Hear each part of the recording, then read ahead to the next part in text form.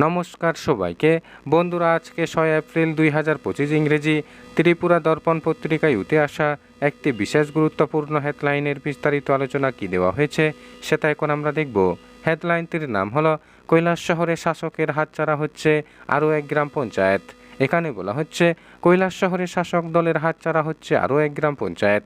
গৌরনগর ব্লকের অধীন বিজেপি দল পরিচালিত দুলিয়াকান্দি গ্রাম পঞ্চায়েতের প্রধান এবং উপপ্রধান বিডিও এর কাছে পদত্যাগপত্র জমা দিয়েছে। উল্লেখ্য, কৈলাসশহরের গৌরনগর ব্লকের অধীনে 11 আসন বিশিষ্ট দুলিয়াকান্দি গ্রাম পঞ্চায়েতটি বিজেপি দলের দখলে ছিল। বিগত 2024 সালের গ্রাম পঞ্চায়েত ভোটে দুলিয়াকান্দি গ্রাম পঞ্চায়েতের 11 আসনের মধ্যে বিজেপি দল 7 আসনে এবং কংগ্রেস দল 4 আসনে জয়লাভ করেছিল।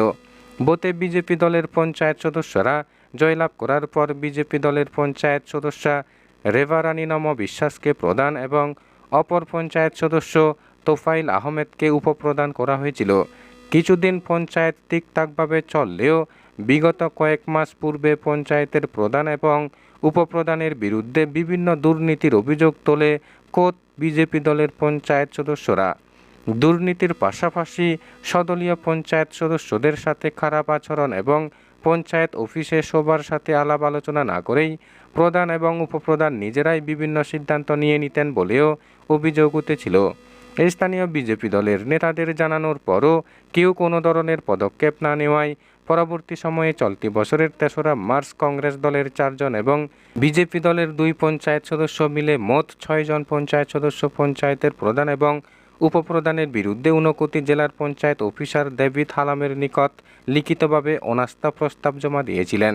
সেই মোতাবেক জেলার পঞ্চায়েত অফিসার ডেভিড হালাম বিগত 1 সপ্তাহ পূর্বে একটি নোটিশ জারি করে জানিয়ে দেন যে আগামী 8 এপ্রিল দুলিয়াকান্দি গ্রাম পঞ্চায়েত অফিসে প্রধান এবং উপপ্রধানের অনাস্থা ভোট অনুষ্ঠিত হবে এবং সেই দিন 11 জন পঞ্চায়েত সদস্যই যেন উপস্থিত থাকেন।